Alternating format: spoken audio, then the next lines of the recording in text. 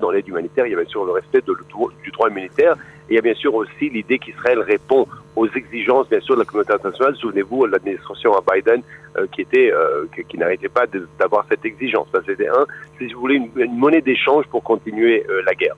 Il est vrai aussi, il faut le dire, que cette aide humanitaire, d'un côté, ça veut dire nos amis derrière les coulisses nous disaient mais comment est-ce que vous concluez pas plus vite?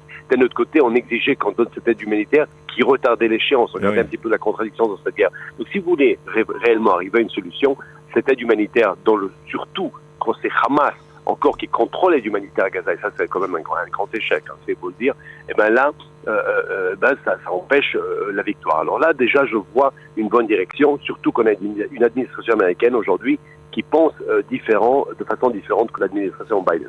Maintenant, en ce qui concerne Gaza, Israël, bien sûr, elle est contre un groupe de terroristes. Israël n'est pas contre des civils. Elle n'est pas en guerre contre des civils.